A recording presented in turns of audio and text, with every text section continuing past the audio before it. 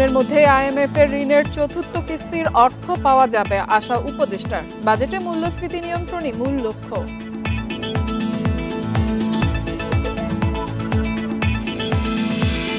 শ্রমিকদের বেতন না দিয়ে কারখানার মালিকদের বিদেশ যাত্রা নয়, বৃহস্পতিবারের মধ্যে পাওনা পরিশোধের নির্দেশ শ্রম উপদেষ্টা।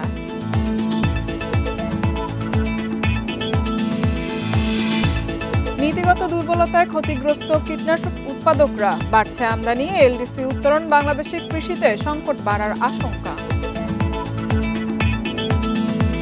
আগামী জুনের মধ্যে ঋণের সব শর্ত পূরণ করে আইএমএফ চতুর্থ কিস্তির অর্থ ছাড় পাওয়া যাবে বলে আশা প্রকাশ করেন অর্থ উপদেষ্টা ডক্টর সালেউদ্দিন আহমেদ। দুপুরে সচিবালয়ে ইকোনমিক রিপোর্টার্স ফোরামের সঙ্গে এক প্রাক বাজেট আলোচনায় তিনি এই কথা জানান। উপদেষ্টা বলেন, এবারে বাজেটে মূল্যস্ফীতি নিয়ন্ত্রণ ও কর্মসংস্থান সৃষ্টি হয় এমন কৌশল প্রাধান্য পাবে।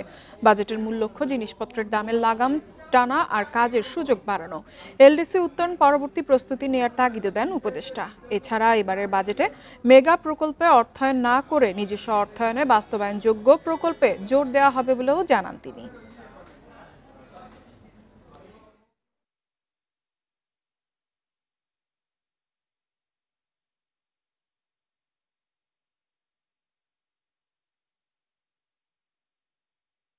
লোকাল নিডের উপর ডিপেন্ড করে, লোকাল এমপ্লয়মেন্ট জেনারেশন করে, ওগুলির উপর বেশি জোর। আবার এগুলো আবার ছোটও না, কিন্তু মূল্য কমানো রাজাদের ইনফ্লেশন, এটা ওই জোর দিবে।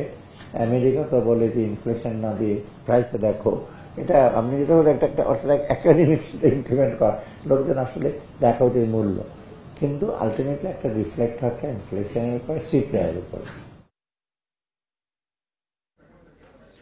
কারখানা শ্রমিকদের বেতন ভাতা বৃহস্পতিবারের মধ্যে পরিশোধ করা না হলে আইনি পদক্ষেপ নেওয়ার হুঁশিয়ারি দিয়েছেন শ্রম ও কর্মসংস্থান উপদেষ্টা অবসরপ্রাপ্ত brigadier general M Shakhawat Hossain.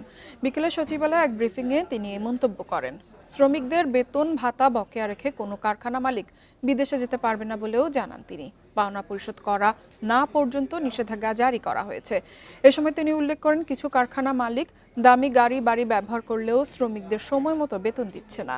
এক প্রশ্নের জবাবে উপদেষ্টা বলেন, শ্রমিক অধিকারে মার্চের মধ্যে নিশ্চিত না করতে পারলে বাংলাদেশের বিরুদ্ধে মামলা করবে আইএলও। তবে আইএলও এর সব শর্ত মার্চের মধ্যে পূরণ করার কথা জানান শ্রম উপদেষ্টা।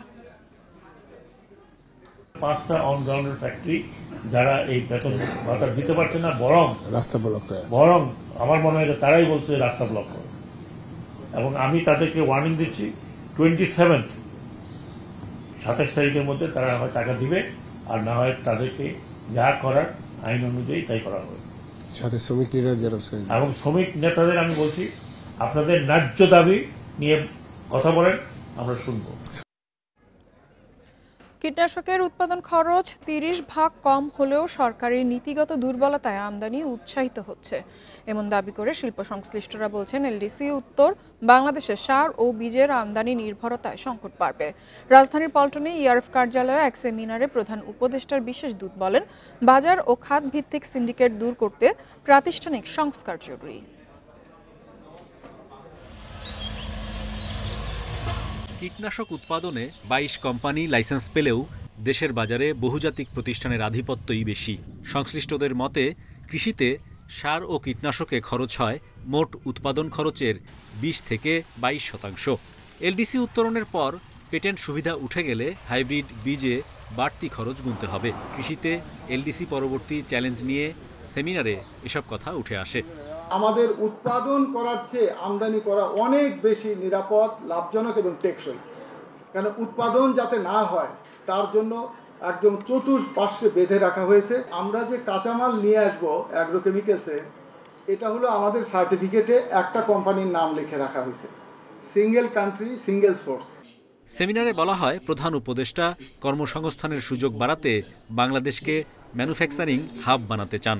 এজন্য ভৌগোলিক অবস্থানের সুবিধা তুলে ধরে বিভিন্ন দেশের নীতি নির্ধারক ও ব্যবসায়ীদের সঙ্গে বৈঠক করেন তিনি। জানানো হয়, নির্ধারিত সময়েই এলডিসি থেকে উত্তরণ হবে, তাই ঐক্যবদ্ধ প্রস্তুতি নিতে হবে। মার্কেট ইকোনমিটাকে আরো মার্কেট ইকোনমি করতে হবে। যে সিন্ডিকেটের কথাটা বললাম, নেক্সাসের কথাটা বললাম, এটাকে কিভাবে ট্যাকেল করা যায় sector by sector, we need to deal with that. Chittagong port এত বড় একটা অ্যাসেট, আমাদের ন্যাশনাল অ্যাসেট, এটাকে আরো এফিশিয়েন্ট কিভাবে করা যেতে পারে। অলরেডি আমাদের গভর্নেন্স ইমপ্রুভমেন্টের কারণে it is processing the highest number of containers. নীতি নির্ধারকরা বলেন, বিশ্বে যে শুল্ক যুদ্ধ শুরু হয়েছে তার সুবিধা নিতে চেষ্টা করতে হবে দেশের উদ্যোক্তাদের। Hari Saha, independent news, Dhaka. IPO অনুমোদনের প্রাথমিক ক্ষমতা স্টক এক্সচেঞ্জের হাতে রাখার সুপারিশ করেছে শেয়ার বাজার সংস্কারে বিএসইসি গঠিত টাস্ক ফোর্স। সুপারিশে বলা হয়, শেয়ার বাজারে আইপিওর মাধ্যমে কোনো কোম্পানির অনুমোদনের প্রাথমিক সিদ্ধান্ত নেবে স্টক এক্সচেঞ্জগুলো। যদি কোনো কোম্পানির আইপিও প্রস্তাব স্টক এক্সচেঞ্জ বাতিল করে দেয় তাহলে বিএসইসি সেই কোম্পানির আইপিও অনুমোদন দিতে পারবে না। তবে স্টক এক্সচেঞ্জ আইপিও বিষয়ে ইতিবাচক মতামত দেওয়ার পরও কমিশনে কোম্পানিটির আইপিও অনুমোদনযোগ্য না হলে তা গ্রহণ না করার এখতিয়ার কমিশনের থাকবে। এছাড়া 1000 কোটি টাকা বা এর বেশি ঋণ নিলে যেসব কোম্পানির শেয়ার বাজারে তালিকাভুক্তি বাধ্যতামূলক করার প্রস্তাব করা হয়েছে।